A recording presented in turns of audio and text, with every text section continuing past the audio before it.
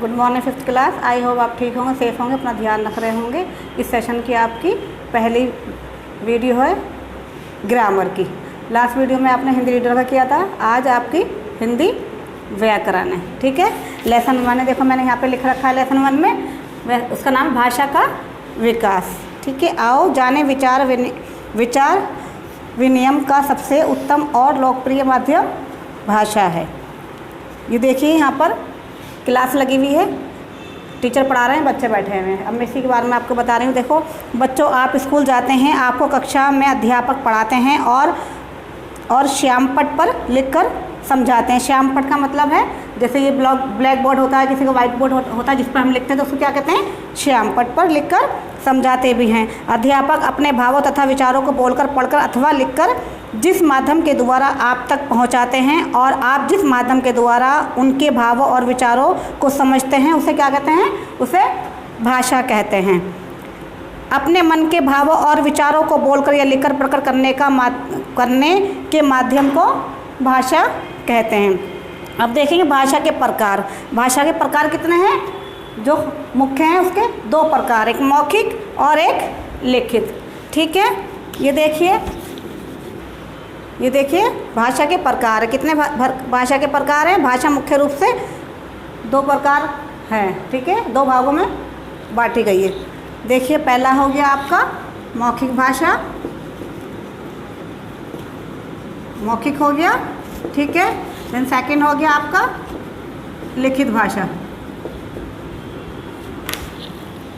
अब मैं मौखिक भाषा के बारे में आपको बता रही हूँ कि देखो,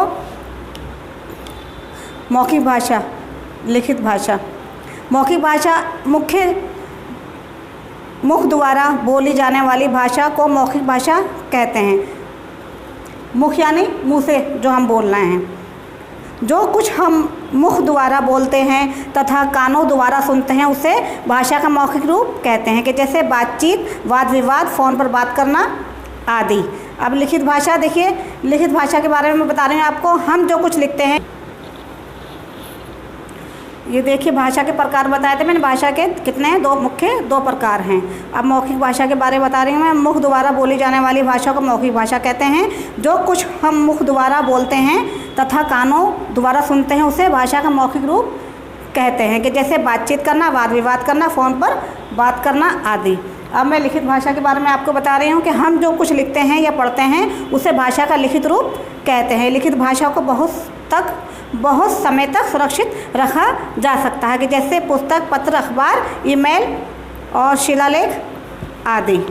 ठीक है, टीचर जो बोलती हैं, बोर्ड पर लिखती हैं, आप उसका आंसर लिखते हो, कौन सा हो गया? लिखित भाषा हो गई। न्यूज़पेपर पढ़ते हो, वो लिखित भाषा हो गई। और जो हम बुक में पढ़ते हैं, वो भी लिखित भाषा है। अब देखें, हमारे दैनिक जीवन में मौखिक तथा लिखित भाषा का ही प्रयोग होता है। विश्व में अनेक प्रकार की भाषाएं बोली जाती हैं, जैसे फ्रेंच, चीनी, जापानी, अरबी, स्पेनिश, फारसी आदि। भारत में भी विभिन्न राज्यों में विभिन्न भाषाएं बोली जाती हैं, कि जैसे अंग्रेज़ी, महाराष्ट्र में मराठी, गुजरात में गुजराती, उड़ीसा में उड़िया, केरल में मलयालम, आंध्र प्रदेश में तेलुगु, पंजाब में पंजाबी आदि। हिंदी भारत की राज्य भाषा है। ठीक है, बोली के बारे में बताए जा रहे हैं।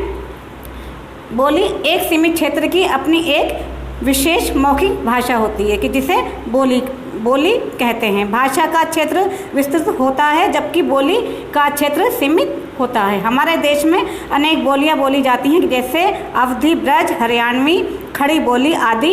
बोली केवल बोलचाल में काम आती है, इसका कोई भी लिखित रूप नहीं होता। ठीक है, बोली के बारे में बताया गया कि हमारे बोलचाल में आती है, इसका लिखित रूप नहीं होता। अब हम किसके बारे में बात करेंगे?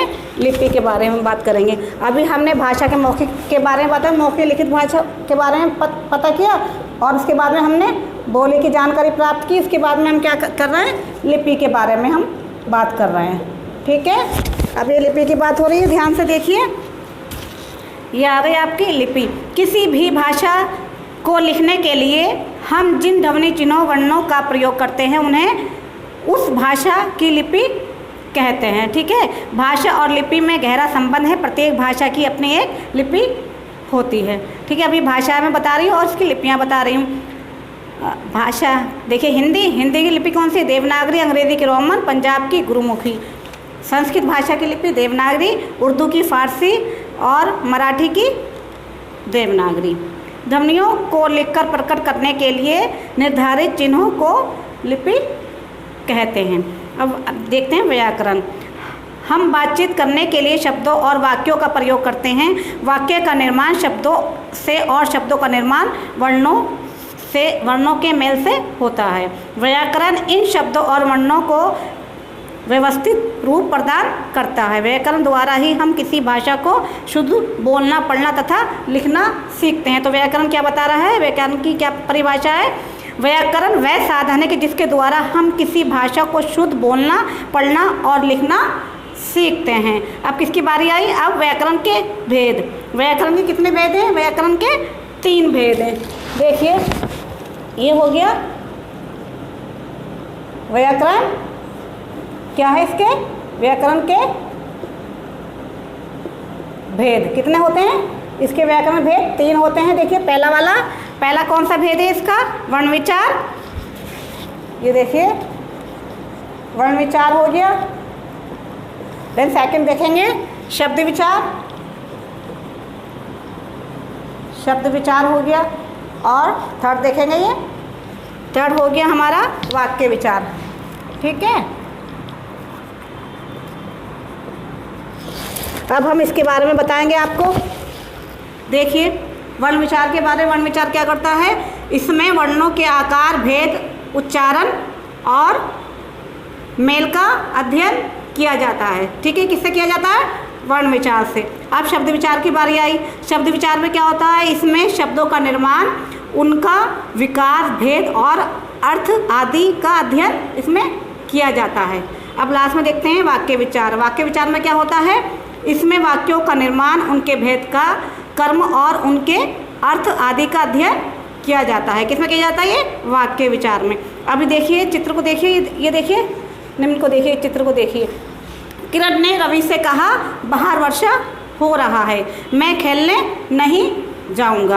आपने ध्यान से सुना इन वाक्यों को। अब देखिए, उपयुक्त वाक्य में अशुद्ध भाषा को प्रयोग किया गया है। अशुद्ध भाषा का प्रयोग किया गया है। इसमें कर्ता यानी स्त्रीलिंग द्वारा पुल्लिंग क्रिया तथा लिंग का प्रयोग किया गया है। इसके अतिरिक्त वर्तनी प्रयोग में भी अशुद्धता है। व्याकरण की दृष्टि से इस वाक्य का शुद्ध रूप निम्न होगा। किरण ने रवि से कहा। पहले इसमें बताया गया था अशुद्ध रूप था इसमें, किरण ने रवि से कहा बाहर वर्षा हो रहा है, तो ये गलत था। अब इसका शुद्ध रूप क्या है? किरण ने रवि से कहा बाहर वर्षा हो रही है, मैं खेलने नहीं जाऊंगी। पहले कहा था ना मैं खेलने नहीं जाऊंगा, तो अब ये इसके मैं खेलने नहीं जाऊंगी। अब आपने ये देखा, आई होप आपको ये समझ में आ गई होगी ये क्लास। और इसकी एक्सरसाइज, क्वेश्चन आंसर हम अब